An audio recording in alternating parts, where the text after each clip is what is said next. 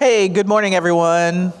Welcome to a session with the Working Group on AI Ethics and Policy at the University of Florida. We're going to talk about AI ethics, but I think this is going to be more of a conversation. I'm glad to be joined by my colleagues, Sonja Schmer-Galunder and Marko Suvajdzic, and they are at the University of Florida in two different departments. So Sonja's in the College of Engineering. She's a professor of practice, but she's also the Glenn and Deborah Renwick Leadership Professor in AI and Ethics. And Marko is a professor and associate director of the Digital Worlds Institute at the University of Florida. My name is Jasmine McNealy. I am a professor in the College of Journalism and Communications.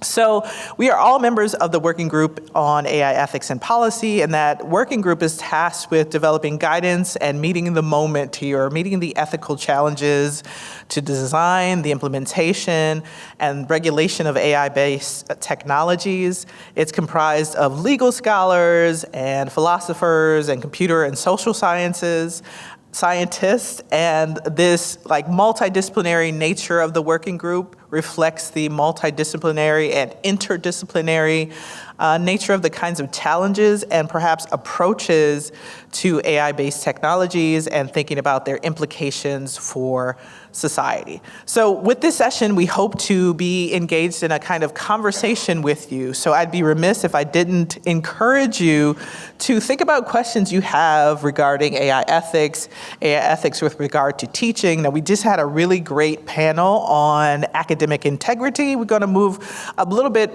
more broad than academic integrity and think larger about AI ethics and policy, perhaps with thinking about how we talk about AI and ethical issues, what they mean for larger societal practices, and how we perhaps teach about ethics in our classrooms in our specific disciplines as well. So open it up. Each of my colleagues are going to talk a bit about what it is that they do, they study, and how they are integrating or thinking about AI ethics and policy within their discipline and teaching.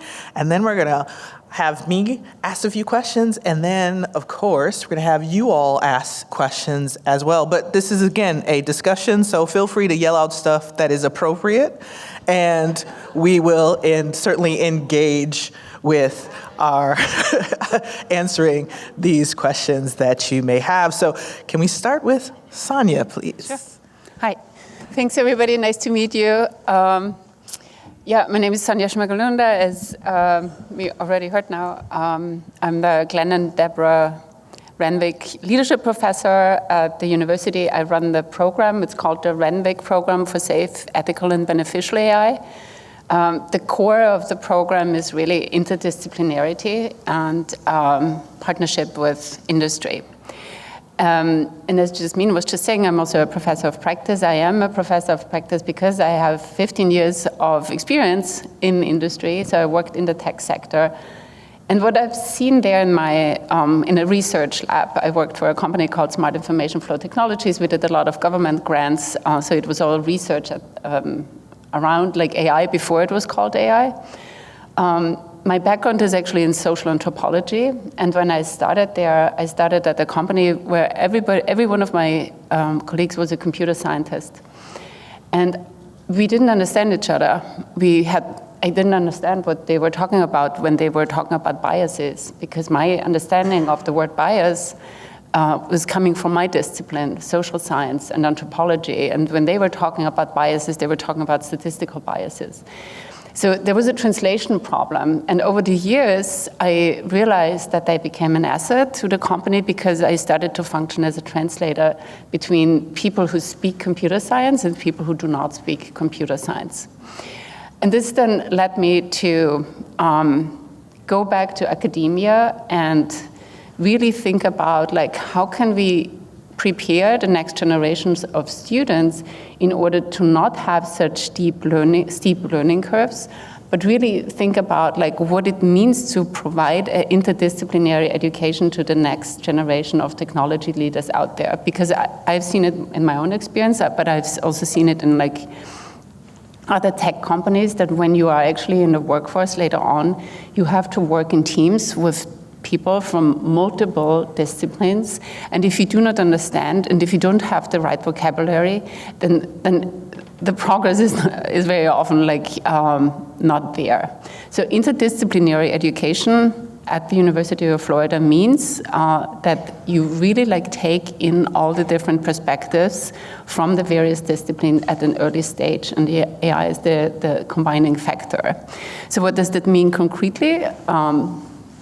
I'm currently working on a new master's program where we started out with a set of questions that we want all, or maybe you can't hear me, tell me if you can hear me, with a set of questions that we want all students that are graduating from that program to be answered.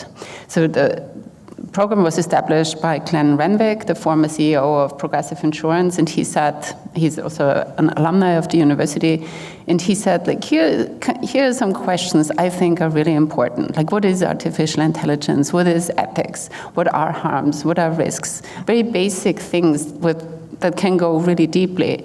So we started out with a set of questions, and then said, okay, here are the different types of courses that we want to offer that are answering these questions. So this is an MS program with 3 certificates, one in AI safety, one in understanding of socio-technical systems, and one in governance, which will provide the first of its kind education in ethical and safe AI at the graduate level. And as I mentioned before, the connection to industry is really important here, where a secondary part of the educational program would mean that students, and it's probably going to be a smaller cohort for that reason, will really work with industry partners on a capstone project.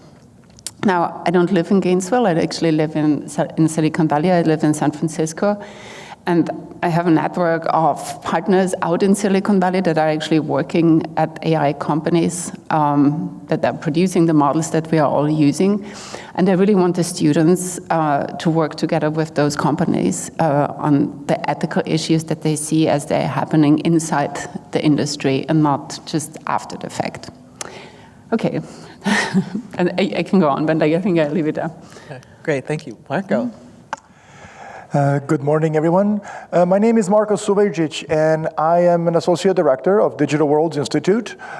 Digital Worlds Institute is kind of a unique entity at the University of Florida. We're created between the Computer Sciences and Engineering and College of the Arts, with being charged to explore emerging technologies and their use for entertainment and in creative purposes. So anything from making video games to learning simulations, from anything from pilots or things like that, to working a lot with College of Medicine, where we are working on a lot of projects. I worked on a project that introduced meditation and virtual reality for patients in the ICU, and things like that.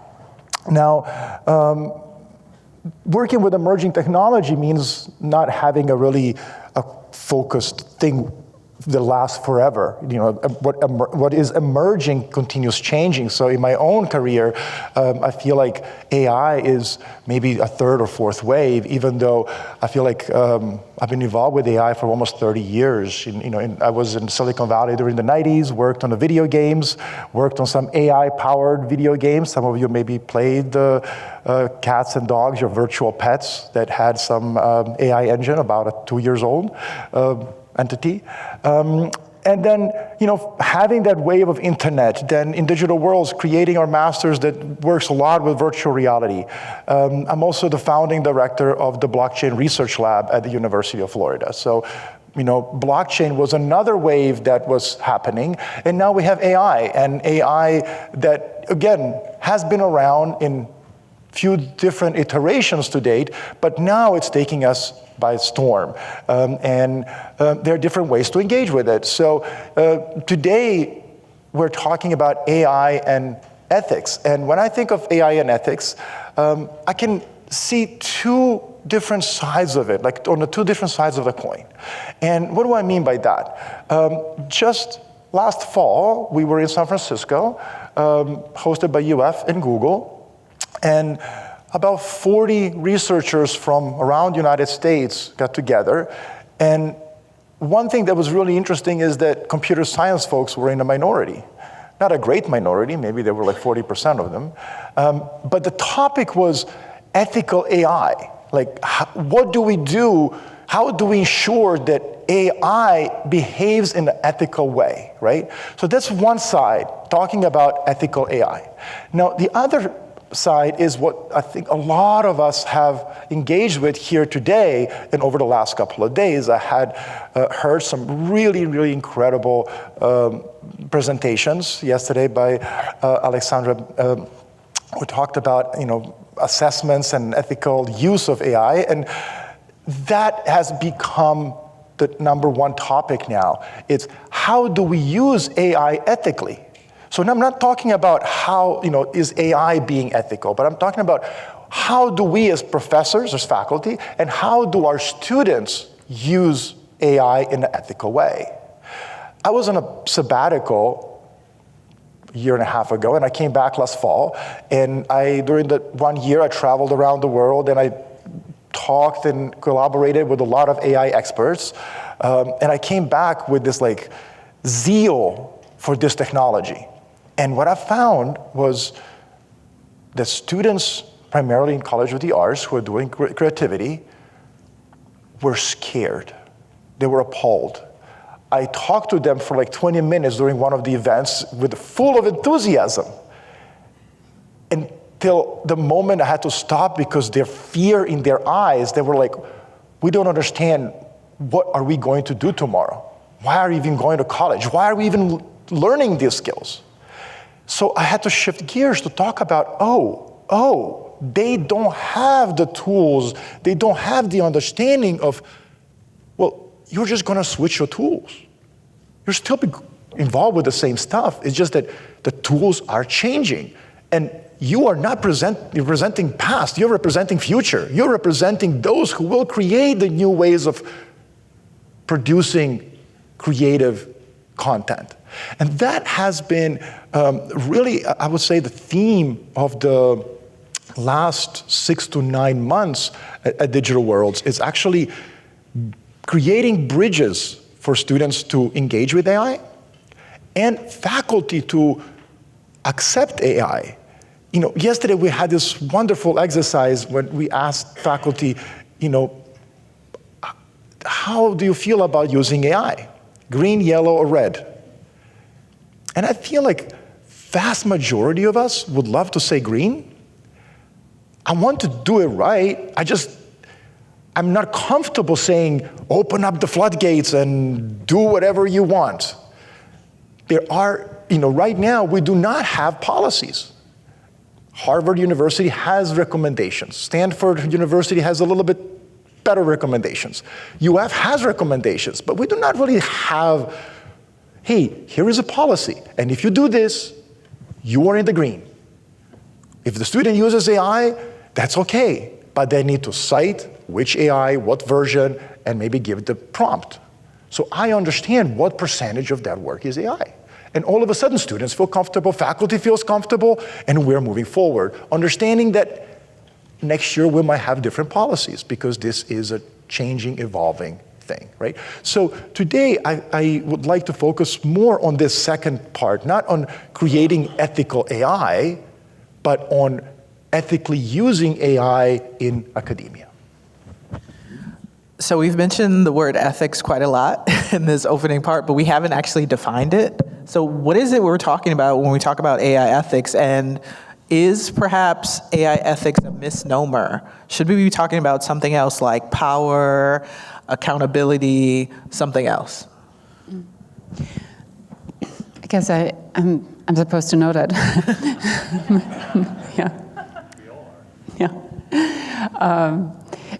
Okay, fundamentally, what is ethics? Not just AI ethics, right? Very simply put, it's the question of whether or not something is right or wrong, right? We're using values, we're using our morals in order to make decisions about whether something is right or wrong. So when we are talking about AI ethics, when I teach my students about AI ethics, I'm trying to instill knowledge and consciousness and provide them tools in order to make decisions in AI, and not just in the use of AI, I want to say, but in the building of AI, because these are engineering students that are building systems that are using AI for technology that they might put out there. A lot of them like want to do their own startup, as to ask yourself whether a certain application in a certain use case scenario is actually the right thing to do. That is fundamental, and it is really important because decision making is the core job of a technology leader. And when the students are out there, they have to make a lot of decisions. So what we are equipping them with are frameworks. Some of these frameworks are theoretical frameworks, meaning like asking the right questions, right, in order to instill that awareness. We have heard a lot about critical thinking skills before and how important that is. And I completely agree with the previous panel too, that these human qualities are really important. But what does critical thinking actually mean? It really means to be able to reflect on your own thoughts. It means to be able to reflect on your own beliefs and on your own values. And I think one of the dangers that we haven't maybe addressed that, or at least I didn't see that, is when using AI, we are outsourcing a lot of that formation of our own beliefs because we are taking on potentially what is given to us as a ready formed piece of knowledge. So there's questions about epistemic agency in the domain of AI and AI ethics specifically. No, long-winded answer, sorry. No, we love that. Marko? What is ethics and what is morality? I mean, we can probably sit here for a few days and talk about this. And, philosophers have been doing this for a few millennia. And, so here we are, and even within the same culture, we cannot necessarily agree on what is ethical and what is moral, right? So there is a moral code of some sort. Traveling is a wonderful way of exposing ourselves to different ethics and different codes of morality. And all of a sudden we realize that, their AI is going to think differently than my AI because they're going to feed a different set of ethics, right? I mean, even in the United States, we differ quite a bit. I don't know, in my social media, maybe some of you have received the same, I feel like we have similar algorithms maybe. There was a study about what is unethical in the United States. And apparently not a single topic got more than 50% other than cheating on your spouse in a relationship. That was the only topic that Americans agreed is immoral. Not death penalty, not weapons, not going to war. None of them received more than 50%. The only thing was don't cheat on your spouse, right? So that's kind of interesting. And that could be maybe a little bit different if you do it in France. And they might have different priorities. And while we're sitting here talking about that, we are developing AI agents, and China is developing AI agents, and I'm sure that North Korea and Iran and Russia, and they all have different ethics. So we will have evolution of AIs with different, ethics, but, we can still talk about what it is, but the creators will engage in that, and to what degree will they engage the workshop for ethics and policy? Maybe. We don't know, because now most of the AIs are being developed by corporations. So most of them have resident AI and ethics person. But so there's one person who is kind of leading that. And I can assume that a certain amount of ethics code and morality will be kind of transferred from what that person believes and what type of inputs the AIs will have in the future.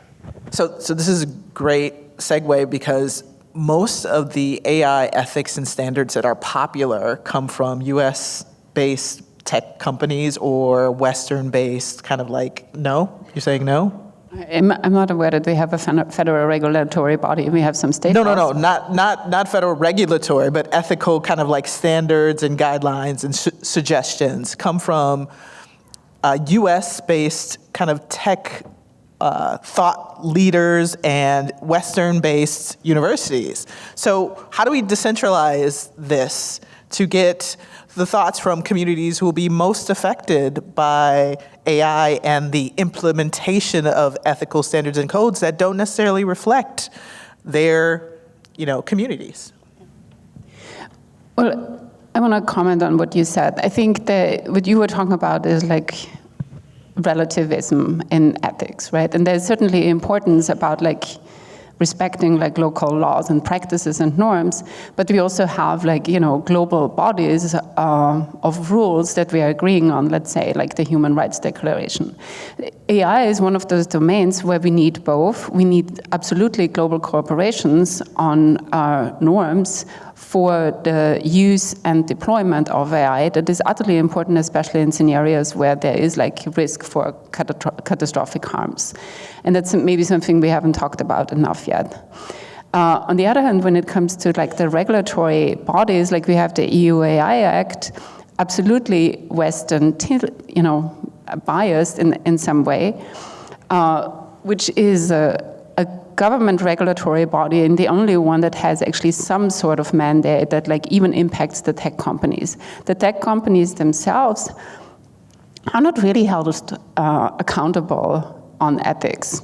They have guidelines, they have codes of conduct within the tech companies, but there's like absolutely no mechanism to enforce some of that. There's good people and responsible people inside the tech companies, but the incentives of a tech company, which is a commercial company for profit that is making money off marketing, are differently placed. And the ethics, meaning like what are the social impacts of the technology in society, are not necessarily outweighing the profit motive. That should just be said very clearly.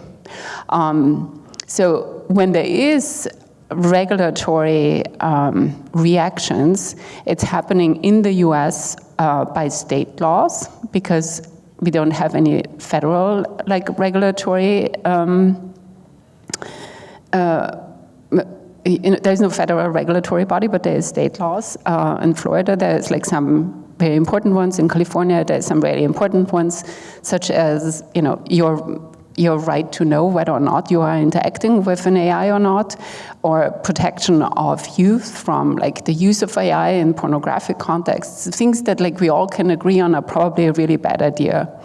The landscape with regards to what are the right and wrong things to do, what are the norms that we can agree on, on average, that like we really want to see.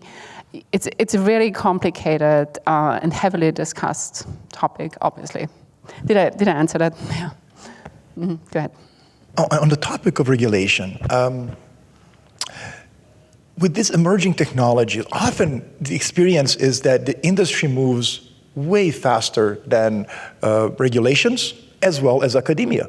So, I mentioned I was in Silicon Valley in the 90s, and internet had the World Wide Web. We had the same thing. Either we're going to self-regulate or we are going to be regulated. Now, to be fair, very few startups were like, oh, we really want to be regulated. No. Or like, oh, we really want to self-regulate. No. We want to do as much as possible without kind of sticking out and getting regulated, right? And we want to then self-regulate in order to not be regulated so we can still do as much as we can. Now, that happened with the internet. And as I mentioned, I'm a director of the Blockchain Research Lab. Boy, did that happen with blockchain. Like, it was free for all. We wanted freedom. We did not want regulations. And in a way, we wanted to kind of be like, to flip off the regulations. Like, we are just creating the parallel reality, we're doing our thing, and you can't do anything about it. No banks, no governments, no nothing, right?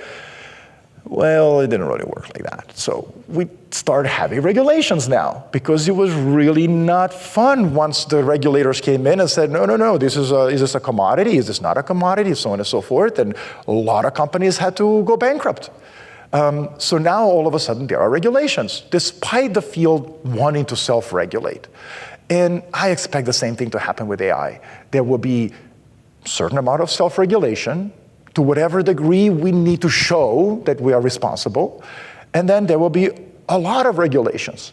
And right now we're witnessing kind of a struggle. You were in California. I think that California just decided that they are going to regulate AI in a different way than the federal government is asking to be centralized.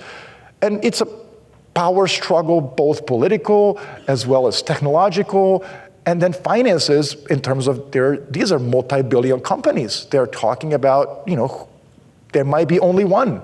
I don't know if we're going to have 4 AI companies. Just as we had 10,000 blockchain crypto companies, and I think last year alone, 2,500 of them went bankrupt.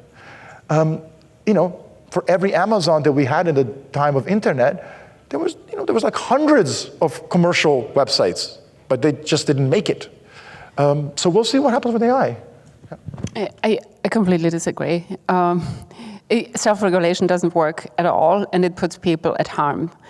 We've seen this with companies like Character AI, that then we have a proactive approach once harm is done, when we then say, okay, maybe we should protect the young from committing suicide.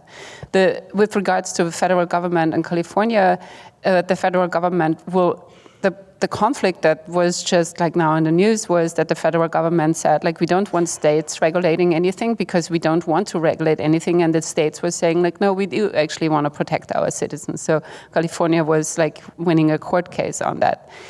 I think of the AI as a technology with absolutely amazing potential, but also with enormous risks. And I like to use the analogy of airplanes, right? You don't necessarily need to understand how an airplane works, but you really want to make sure that when you're going into an airplane that it's safe, and you're relying on the builders of that airplane that they are ensuring that you are being transported in a safe way. Therefore, we have to prove that an airplane, before it is used, safety standards are met and that everybody inside that airplane is actually safe. We are not putting the technology out there and then wait for the companies to self-regulate once a couple of accidents have happened, because that's unacceptable. So therefore, I don't think that we should wait for self-regulations, because profit-driven companies will not self-regulate. I think it's really important that we are proactive in this domain, and that we are really collectively saying what kind of future society do we want to live in that keeps its citizens safe. That should not be driven by tech companies. This should be driven by democracies and democratic thinking and decision making. So if we think of... I actually agree with you 100%. When we think of then how we bring this into the classroom, and we think about our students who may join a workforce where they feel pressured to prioritize algorithmic efficiency over human supervision and human thought processes, how do we bring in ethics as an integral part of their training? So when they go back go out, I should say, into the fields, whether it's the newsroom, the lab, or some kind of future-facing firm, that they have the, I would say, training and critical thinking skills to even push back against some of the pressures that they feel.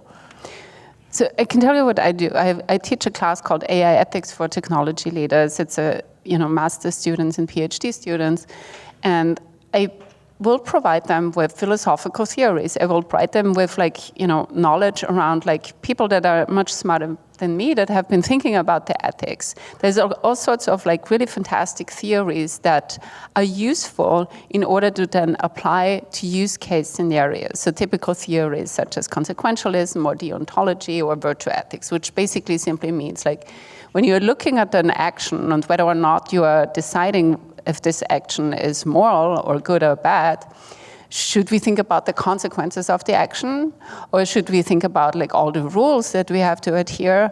Or should we think about the virtues, meaning the people that are actually making these decisions? All of these aspects are important. So that's just scratching on the surface. What are the kinds of thinking tools that we can give students in order to be able to actually dissect a problem? Now, they will absolutely, and that's where the industry comes in, sit, as I said before, together with other people, with the marketing department and with the MBAs in a group meeting on whether or not a product should be launched. I want the engineering students, the ethically aware and ethically, at the University of Florida, ethically educated engineering students be able to sit in that room and dare to say, I think this is a good idea, or I think this is a bad idea because, and then provide a logical, well-reasoned argument as to why this is a good or a bad idea. Of course, you will face, the pushback from all the other departments, but I think we have seen very often that when this doesn't happen, that the long-term consequences of doing things wrong are just not worth it. I can give you a couple of examples, but we have seen it through whistleblowers coming out after damages have been done over years. And I just don't think that that is ethical in any way and doesn't benefit us. At Digital Worlds, we're involved a lot with ethical production of AI content. And by the same degree, asking ourselves, what is creativity in the time of AI? Is it my authorship if I make a song and by just giving some prompts and AI makes a song? Or is that AI? Or are we co-authors? So as we are looking to equip our students, we're planning kind of a two parallel tracks. One is how do we include AI in many of our classes, and now University of Florida has these designations for there's 4 or 5 different levels of how much AI content your class has, exactly to equip them with the knowledge of both using the tools, but also understanding what does it mean to use AI ethically, and also create new programs. So in parallel, Sonja was talking about her master's program, her graduate program. We're looking at creating a PhD program at Digital Worlds that explores AI and creativity. And that came from a conversation between myself from College of Art and some colleagues from College of Medicine and Engineering, and asking ourselves, well, what is creativity in a time of AI? Is creativity something that we can, first of all, measure?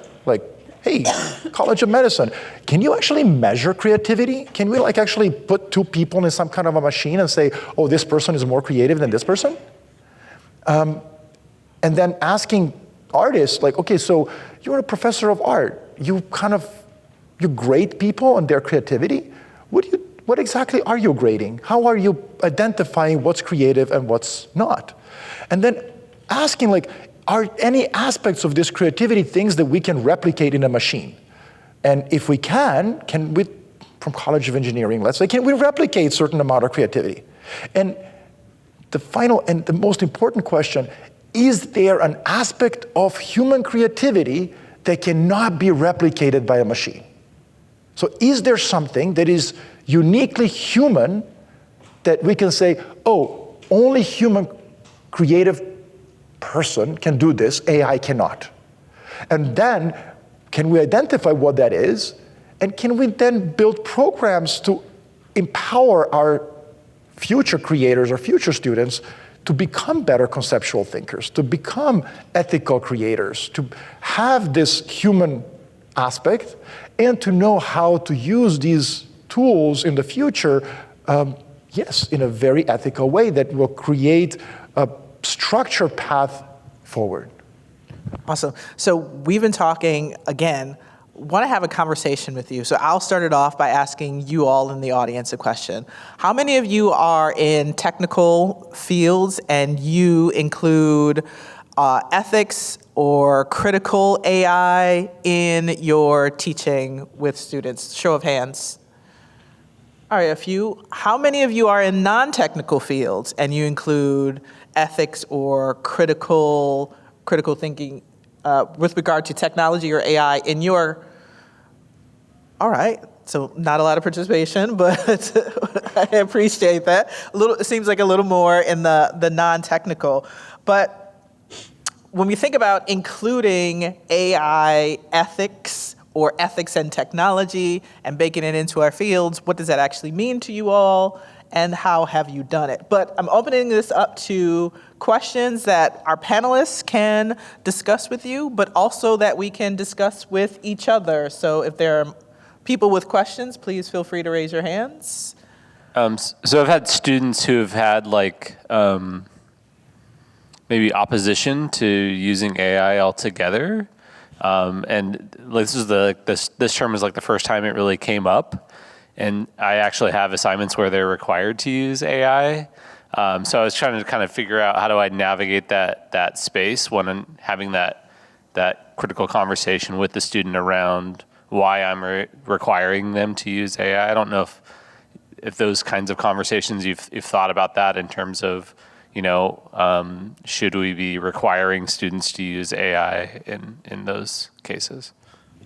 Why do you require them to use it? Yeah, I mean, I think just from the perspective of I wanted to scaffold what I felt was like appropriate use of AI in the case. And I mean, honestly, it was because I was seeing so much inappropriate use of it on this assignment. I kind of I'm just going to go all in and totally reimagine it. Yeah, so, and I mean, I ultimately landed in a place where hey, I can give you an alternative assignment, and that was fine, but that was kind of the first time that I had come up against that. I think you have probably the better answer, because I discourage my students from using AI, and I make as a ethical, moral appeal as to why.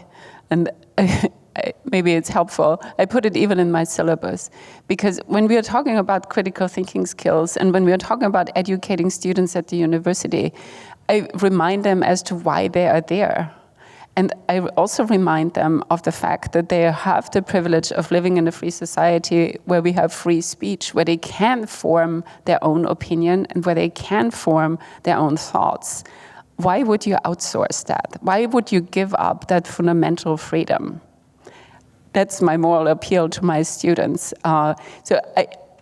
If you ask me, especially in my class, of course it depends on what you're teaching, and there's absolutely use cases where AI can be useful. But when it comes to the generation of arguments or thoughts and critical thinking, I want the students to do that, and I don't want the AI to do that for them. But you might have a different opinion on that. Yeah, students in AI, I have both personal and professional experience with that. When I say personal, my son is a junior at University of Florida, and he was a computer science major. And he was a kid who was going to be a computer science major since he was 5 years old. He grew up in my game production studio. That was his after school care. He would hang out with the programmers and animators, and he learned most of the tools before he finished high school. And with the coming of AI, he was like, I'm out. I was like, what do you mean you're out? And he changed his major. So now he's an economics major. But in the same time, as soon as he stopped actually building things, building tools like AI, he started using them. And all of a sudden, his approach changed. And he's working in an AI research lab at UF for the last 2 years, and he's still doing it, he loves it. But he did not want to be part of, the production. Now, on a professional level, I'm talking to my students, and I feel that they are going through a process of transition that often we are not providing them enough context and not enough help. And they're just scared. I mentioned this conversation that I had with my students about what is it that they are doing. We're teaching our students how to do 3D and 2D animation. So they will spend maybe a week learning how to do a model rigging for this little character and then do the walk cycle. It's a very basic animation thing, right? And they will spend a week doing this. And already, and soon, I will not need to do that. I will just say, hey, make this character walk across the screen. And AI will just do that. And then it will say, would you like it to make it quicker, slower, or with a little jump in between? And they're like, oh, so why am I learning this, right? So, I think that there is a real need now to do, like for us in our work, AI is a tool. So yes, I do have to add it now into my course because this is a tool. It's like saying, oh, you don't need to learn Photoshop. No, you have to have Photoshop and you have to learn how to use it because that is what the tool set that is being used by the industry out there. So, but again, the industry is moving faster than what we're able to do. I had a situation where I had a large research grant, and as part of that, I was building a course that had AI art, creating of AI art. By the time we finished the course, it was obsolete. And I brought people internationally to UF. We did a high-end production. We did videos, everything, amazing, about something that was, that's totally obsolete. So now we have to figure out, okay, how, I can do it in real time and update my lectures, but we have a whole UF online. And I'm going to produce this huge thing that is supposed to age in 4 or 5 years. Well, so now I have to figure out how to have content that is relevant for the next 4 years about AI art, let's say. It's irrelevant in 6 months. So how do I make my course syllabus and then with topics that are like evergreen, and then how do I have these add-ons that I can change every year so I can make the course relevant? But we do have, like in our courses, we have to say, this you cannot use AI with. It's, writing for video games. I need you to know how to write. And then next exercise, now do that with AI help and understand the difference. So I think the guiding students, and because they're 18, 19, 20, they don't have the experiences of doing it this way or that way. So having them introduced to these tools as part of the curriculum, I think it's very important. So they get a holistic view of everything that is happening and becoming experts in their chosen fields. So I think what you bring up is really interesting. Have any of, show of hands, again, participation, have any of you, other of you faced refusal as far as AI? Anyone? Hands? What were those instances? What did those look like? What were they, was the context? You can either yell it out or. Environmental concerns. Privacy, absolutely. Anyone else? Anything different? Pardon? Skynet? Okay, Skynet. Any other ones? Any other? What'd you say? Originality. Okay, great. So these are the things that students are thinking about when they perhaps want to refuse. Yeah. Other questions? I know there was one in the back too. So a few minutes ago, there was a really great, you mentioned, thank you for coming up between the photos, because I was actually going to say this directly to you. You mentioned the example of like airplanes and how airplanes are regulated. And I think this could actually be a really interesting way to kind of proceed and think about this more, because we're now at a point where we're very early in the process of developing AI technologies. We're probably not at the point where we have airlines yet. Maybe we're a little bit beyond a few people in a field, crashing the airplane into everything, including the ground. But I think it raises a question of when we want to be thinking about having more or less regulation going forward, and kind of tying it back to our academic theme. Academic institutions are having to think about this right now because, of course, we're all living in the middle of this. But I'd be curious for all three of the panelists, kind of what your thought is about where we should be with the using, not using institutional level policies and structure level policies right now, and then also, what would be the thing that causes you to say, okay, we need to change our regulatory approach to this? We need to have the FAA come in, or we need to not have an FAA, or similar to that, because of course at the beginning of the airplane saga, there wasn't a federal regulator or a state regulator. There may have been somebody that was upset about the damage to their field. Where are we in that, if that makes sense?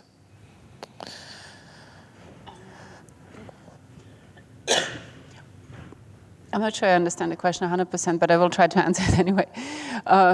So I mean, I think we all can agree that the development of AI is going incredibly fast, and that the long-term consequences of the early use of the technology in all social domains, in all domains of life, are not well understood. So going back to the airplane analogy, if we take this further as a thought experiment in AI, I feel like given the trajectory that we are on, and that the model is becoming more and more capable, that they are already, display general artificial intelligence in some domain, meaning they are more intelligent than humans because they have all of human knowledge collectively inside of them. If we continue on that trajectory, a lot of the people that work on these models, all the tech companies are trying to go to the holy grail of general artificial intelligence, and that's going to then solve all the problems. There's enormous safety risks concerned with that if we are creating entities or machines that are smarter than us, because there's a problem of control with that. So the best case scenario is probably some sort of, and I'm not making this up because I'm a doomer or something, but the best case scenario is really some sort of Chernobyl-like scenario where we have probably a catastrophic event where we come to realize that this was a bad idea, and then there's going to be really severe regulation. That's more generally in the domain of AI. When it comes to education, I don't know. I think what I see is, and I've just been at a workshop with people from other universities, students are not really able in some classes to perform relatively simple tests because they didn't learn much, because they didn't read the material but used AI summaries instead. So they get an article, they use an AI summary, haven't really dissected the material that they were supposed to be learning, so there is not really a learning outcome. I'm not sure that that's meaningful, right? We have to question whether or not, when it comes to reviews, or whether or not, that's why I was asking the question before, it actually leads to a learning improvement.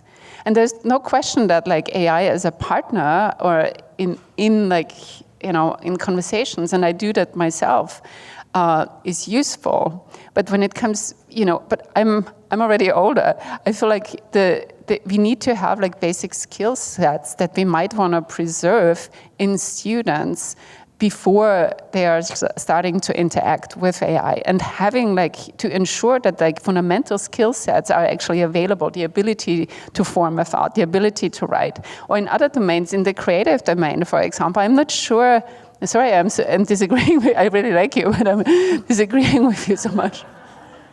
But I'm not sure, the question should be, can AI do something that is creative? I'm questioning, should it? I mean, of course it can. It can write, it can create art. But the question to me is really, the ethical question is, should it do that? And what is actually getting lost? Because what I see, in terms of, ability to educate, photography is one, or journalism is another one, that we might erode, the skills in the next generations, because we are making it easy for them and say, well, I mean, AI can do that. You don't necessarily have to do it anymore. These are some of the dangers I'm seeing. Thank you. I want to answer that, but I also want to mention something about photography. I actually have my MFA in photography, and I was the last generation who did it on film. And wow, it was difficult to make anything that was slightly bit outside of what you just captured, right? And then digital came along, and I was like, oh wow, I can make all these digital collages. But it was also kind of difficult. And now AI is this kind of a imaginarium, I just imagine it and say it, and it creates it for me. It's almost like a metaphysical process of I have it here, and now I have it here, right? And in doing that, it becomes a tool, I think. But I wanted to address the regulation thing. You have been drinking the Kool-Aid. I love Kool-Aid. I am definitely somebody who considers my medium of creative expression an idea. And, it's... I'm joking. Yeah. But on regulation thing, I think that, so regulation is, yes, absolutely, it's necessary now. Now, there are some caveats with that. First of all, if we think of a national level, sure, there will be regulation, and AI might be regulated. But not probably all of AI will be regulated. There will be two flavors of it. There will be a regulated AI and unregulated AI that might be used for other purposes, right? We just experienced the whole drama with, is Claude going to be used by military or not? And if somebody else is going to be used by military or not? And these are not small things because these are huge budgets, and these budgets help R&D. So whoever gets this contract would get huge boost. Now, we don't really talk about it, but I don't know if you get that contract, you get some additional data that other people cannot have access to. And as we learned in the last couple of days, data is a gasoline that runs AI. So all of a sudden, you get a whole lot more money and access to maybe additional data to build your AI models, right? So there will be probably regulated and unregulated AIs. And then we move to the international level. Okay, so we're going to regulate it. Will somebody else regulate it like that? So we'll have multiple different research initiatives around the world with different level of regulation. And what I am hearing a lot from my colleagues is there's a fear, well, if we regulate it, we will handicap our own AI in comparison to somebody else's who will become more powerful. And those are the fears. And I want to hear Sonja's disagreement with me on this one. You mean the geopolitical competition as motivator for why we have to race to the bottom? I don't think it's a good argument because it's just downstream. Okay, so I think ethics, AI ethics, is a competitive advantage. It's actually not a disadvantage. Regulation is a competitive advantage. It's not a disadvantage. It's actually fostering innovation. If you set constraints in general, people tend to become more creative because you have to work within constraints. If you, if you want to have innovation, you want to get different perspectives on the table, but you also want to set some sort of constraints. I just think that I lost my thought now. In order to answer your question more better, I just had a really good but go ahead. No. We have 4 minutes left. I would just add, in the United States, if we were to attempt regulation, we are behind because we don't have an omnibus federal Privacy or Data Protection Act, which would have huge implications for artificial intelligence, which is run by data. I want to finish the thought because it came back what I was trying to say with the competitive ethics being a competitive advantage is because we have seen that even in students and we see that in the consumer base. You want to trust an organization that has your interest at heart and not their interest, right? And that is actually why ethics is so important in the long run. In the geopolitical race as much, right? I think there is just, I'll leave it at that. So actually, I have a question over here. Sorry, I had a mic for a while. I've just been silently sitting over here. Okay. And it's not so much a question as a statement. Why isn't this panel the first panel? And I'm serious because I've been waiting the whole 4 days for the ethical conversation. I teach ethics in technology, and I look around and there's maybe 100 folks here. We have 450 that are at this conference, and so that was my statement. But my legitimate question is, why isn't this the first panel? Because you have to ask the organizers. Yeah, I think I might, if they send a little follow-up survey, I think I might do that. So you gave a great presentation, by the way. So shout out to Dr. Moriarty over here. So you've been fantastic. Thank you so much for taking us out here with one more hour afterwards. So thank you. Go ahead, sir. Thank you. Yeah, I would like to address Marko's statement. He said, I have this vision, I put it in words, the AI creates something, and now the AI made what I wanted. That is not true. You had a vision, whatever, vague. You press it in words. The AI then randomly creates something that you may approve it. You may then, with further prompts, refine it. But it didn't read your mind, so it did not create what you had in your mind. I think we have time for one more way back there. Can you just say something with that? Okay. Thank you very much, Eric, for that clarification. I think that's something that we are wrestling with in how we interact with AI. Now, it definitely did not create something that is in my mind because it cannot read my mind, right? Obviously. So it interpreted my prompt to create something out of the data that it's being fed, and it's, so, absolutely. Yet this is where the student creators are right now. They are looking to verbalize, they're looking to iterate. The next unicorn company might be one-person company because they don't really need 20, 30 people anymore. They can prototype and iterate, right, much, much quicker. So no, it's not necessarily, Hans Hofmann, one of the great abstract painters in America, talked about the metaphysical process of art, of how do we move something from here to a physical piece of art, right? And AI is now kind of saying, hey, we want to be part of that. We want to be one of the ways of creating art as a medium. And now we have to figure out what does that mean, because now it's not just me and a paintbrush, it's me and this tool that has access to, I don't want to say all of humanities, but in the future, let's say, but it's not thinking of its own. Not yet. And how do we define that? And how do we define that creative process? Is that even creative? And is it ethical to call it my product if I made it by prompting AI? So I think there's a lot of more questions than answers at this moment, but thank you for clarifying that. We're at the very end, but go ahead. Can I ask a quick question? I'm going to ask a double-barreled question, so I apologize for that. I really appreciated Jasmine's early question about what the heck ethics is, and I really appreciated how Sonja later on mentioned how many different ethical systems exist and have been kind of thought up.